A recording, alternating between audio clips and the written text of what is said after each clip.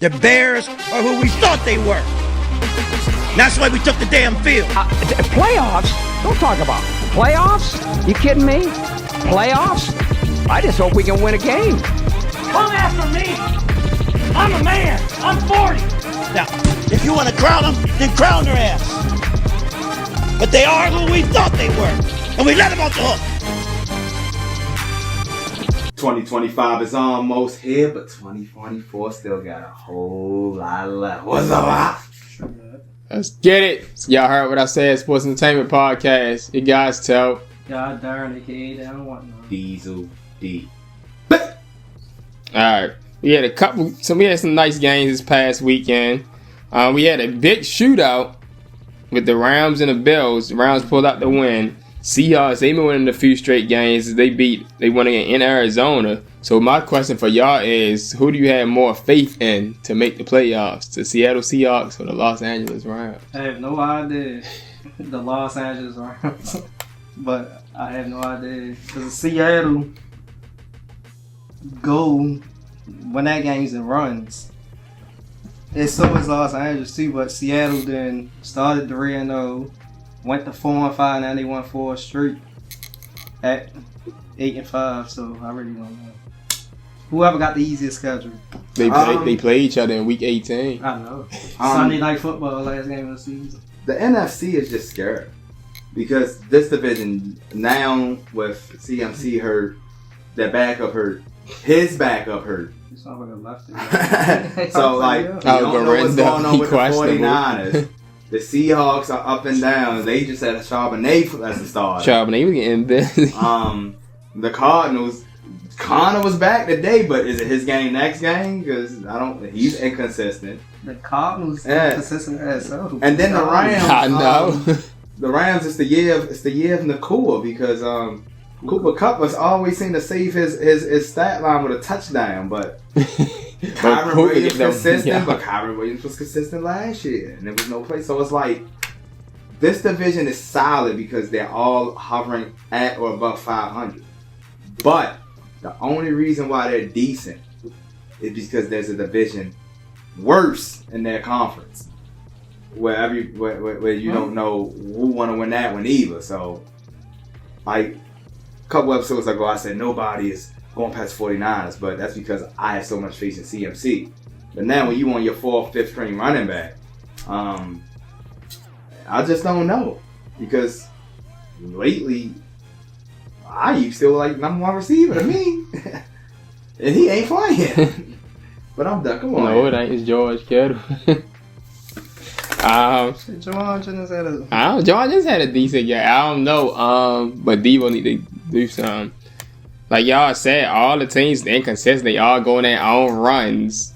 You got injuries here. You got people who don't show up one game. They show up the next game. That's what every time. You look at Seattle, they've been streaky the whole season. Like we said, the Rams, they could go one game, lose, and getting blown out, then come back and winning good teams. The Cardinals, I just know what the fuck. If one time Kyler Murray, like he about to start doing something, next game he don't.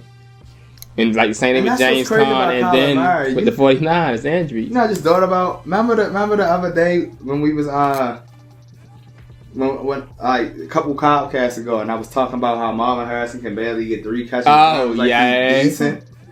And I was like, what that mean? When Jefferson was a rookie, he was getting passes from this person. He said that was different. And plus, those people had such quarterbacks. Then I thought about it. Wasn't Kyler Murray a number 1 fucking pick? He's a number 1 pick. He don't get there's no excuse. For Fritz, there's no excuse for Marvin Harrison Jr. or Kyler Murray. Both of them motherfuckers are top 5 draft picks. There should be much more better something going on through 14 weeks of NFL football. 22 5 draft picks. So I take back any leniency I had. Get y'all shit together, Cardinals. That's why I can't trust them. Each of these teams has so much Pro Bowl talent between the 4 teams in that division. To all fucking be so mediocre. And then the thing with me is I think Trey McBride is a top 5 tight end. This man don't even have no touchdowns. So what do y'all be drawing up plays? This man got a rushing touchdown and don't have a receiving touchdown. I don't even know. What sense does that make? Is whoever that offensive play calling is, they don't remember score. The Cardinals a couple years ago when they still had DeAndre Hopkins. They started 9-0. Then they dropped to the wild card and lost to the Rams on the first super wild card Monday Night Football. Then after that, Kyler Murray basically missed the whole season. After that, and then they fired Cliff Kingsbury, that coach. So they got a whole new coach this year with Kyler Murray coming back. So it's gonna be hard to implement them pieces in there like that. Yeah. They give it to Nakua, left side. He scores anyway. Touchdown, Los Angeles.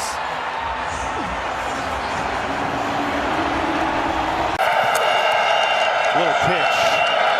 Williams gonna get there and for the touchdown. Alongside Matthew Stafford, 44 points. You said a moment ago, we needed every single one of them. Sean McVay said this would be a litmus test. What did you learn about your group? We're here to battle, man. I've known that for a long time about this team, but doing it against a great team in Buffalo, great quarterback. Josh played his ass off today, so it was going to take every point we could get to make sure we got the win, and glad we did. Cooper Kupp and Puka Nacua each missed time. They're now back. How do you describe what they contribute, in particular Puka today? Yeah, I mean, they both do it all for us, right? They catch balls, score touchdowns, they block in the run game, they do it they do it all for us. So I'm lucky to get to play with those guys and enjoy a lot of it. Last season, this team made a run after the bye and really put it together. What do you see that gives you the indication you can do it again? Yeah, it's a great fight. That's what it takes this time of year. December, football is never easy. I don't care who you're playing. Obviously playing a great Bills team, but it's never going to be easy in the month of December, and we got a lot of fight, and proud of our guys for that. All right, we just talked about this division, and we just seen the Rams who they beat. All right, so on the other hand, we seen, even though the Bills lost, y'all seen with Josh Allen there, he was the only quarterback in NFL history to have 3 passing touchdowns and 3 rushing touchdowns. MVP. So my question is, do y'all believe he's locked up the MVP? I'm not gonna say he locked it up, but I think he's the front runner, man. Once again, because this is a QB-driven league. Yeah. Last week it was Lamar, but they was on a bye. After this performance, he has shot straight to the front, and right now, as Darren said, he's the front runner for MVP in this quarterback league. Ladies and gentlemen, last week I was saying Derrick Henry was the MVP because I'm always going to be as non-biased as possible to non-QB MVP candidates. And now, since they want to buy this week, the MVP is Saquon Barkley. Once again, with a chance to break the rushing record. I know it's an extra week, the Eric Dixon record, but he got a shot. Like, QBs have the most chance of breaking all the records, getting MVPs, Offensive Player of the Year, all this. It's somebody else's turn in Saquon, but yeah, as far as the QBs, Josh Allen. Yeah. And if he's not my number one, he's number 2. He's right behind Saquon. All right, and like they were saying, I'm not going to say he's locked, but like you said, he is the front runner right now just based off of that performance, but we still got to see what he does the rest of the season. He got to play Detroit next game, so we got to see that. They still got 4 games. Yeah, and the Bills to lose the rest of that games, the Eagles to win the rest of that games, and he could be right. Saquon could be right there. But Saquon, they neck and neck right there. Like you said, Saquon possibly will break the record. And that's the thing. If he breaks the record, you gotta give it to him. Yeah. If he don't break the record, use your bias. Give it to Josh Allen. Because there's plenty of guys that get over 2,000 but don't break the record. Yeah. If you break that record, you got. And then I got another thing that go in Saquon's favor too. The Eagles been having a receiver been fucking hurt basically every game. Yeah. They probably only had that 4 side of receivers. They probably only had AJ Brown, Devontae Smith, and Dallas Goedert probably like 3 games this season. And he's the actual quarterback that needs receivers. But that's the thing. But we already Coleman's still out. Cooper missed 2 games when he came on. And that's what makes it more impressive to me. Kincaid still out. What's more impressive to me is we knew all season that they was gonna have receiver problems. We didn't know that Devontae Adams was gonna look like he came from a Division III school, like he ain't go to Alabama all of a sudden. We ain't know Dallas was gonna miss half the season.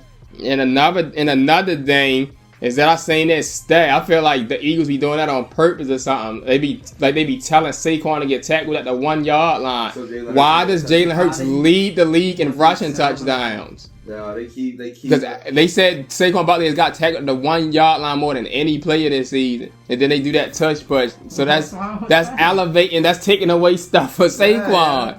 Fucking up his MVP. That probably would make him even more MVP. That's not no different than any other season. You just came from the Giants, man. Come on, how many rushing touchdowns? They try and make. They don't want him to overshadow Jalen Hurts. Jalen Hurts had 2 down. Like 11, 13. Didn't another season he had more than that, like 17 rushing touchdowns? Like a couple seasons. And like 80% of them from a touch push. MVP that year, but he didn't. Like 80% of them are from a touch push. All right, but it's going to come down to those two, in my opinion, by the end of the season. Josh Allen and Saquon Barkley. All right, darn boys. I know you want to talk about them. We already on the Eagles, but I know y'all. I don't know if y'all think it's a good question. I think it's a good question. Who's the better team, the Eagles or the Minnesota Vikings? That's all. Yeah, you gotta think about it. I'm gonna still go with Minnesota because That's a very good question. It's interesting. Better. Yeah. Better. You want me to change it up? I was gonna say who's a more formidable The opponent. Eagles defense, they ain't like that. Minnesota defense did get worse than themselves. Yeah, they did. But I think their defense still better than the Eagles defense. I'm going to say that it's and again I'm going to apologize again because I want people to take accountability. I was ragdolling the Vikings. We was both was. I apologize. I needed to see this. Now here we are, the final quarter of the season, down to the last 4 or 5 games, and the Vikings are at the top.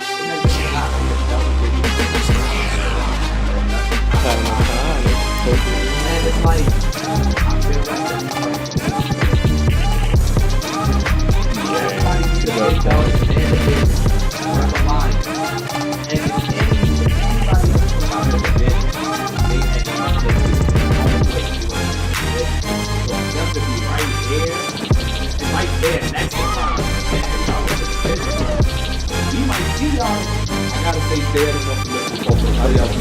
I feel like the Eagles, they've been there We've so many seen that with the times, Eagles, so yeah. expectation now. And I just feel like not letting them that they Complacent. like they know that we know they gonna be up there, and they trying to follow. You know how a lot of compliments Yeah. they pulling that big bread about the regular season. But they going fall short. But that's the kind of thing that makes you step up when it's really needed because they gonna be the type of gonna be the type of rushing players, while the Vikings gonna be the type of playing players when we get 18. Check out that awesome free last season. It's like that working so fast back in the day.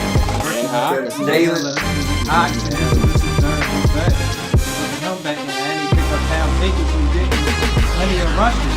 When Aaron Jones messed up, they get more rushes than Aaron Jones. I'm glad he brought up Hopkins to me is not really Johnny Munn and Doug Oliver were so well in his place this year that he should become a third confidence. I'm undefeated. This is my spot. That's why I've seen so many two tight end packages over that time. Because you got 3 tight ends that can block and catch. So I've seen crossing routes for tight ends where one where I'm not even getting mad Hopkins and not getting catches. Because all of them is Okay, y'all know what Foxtail. Told y'all, I don't know what y'all was there to get. I honestly think Minnesota are the better team based on what we've seen with their defense and the fact that they didn't have much expectations and they by far exceeded them. Like we already knew the Eagles were going to be like this, adding Saquon. Even the Eagles do have a good defense, but there's a bunch of games where you see how the Eagles play, where they can lose games. Yeah. But it's like I said, it's the complacency of them that play calling, like it's like they start to turn it on in the fourth quarter. So let me see. I think the bad thing about the Eagles are more formidable because of their experience. The thing about the Vikings coming straight out. We gonna throw 28 up on you. Now our defense suck bad enough. You might get 28-21 by the start of the fourth quarter. But when you come out here to play, no, the Eagles, they want to be 7-3 at halftime. Only 6 rushes for Saquon. He didn't drop 2. But what y'all doing, yeah? But y'all remember, it's fluid. It could be the different. It could be the Eagles next week. All right.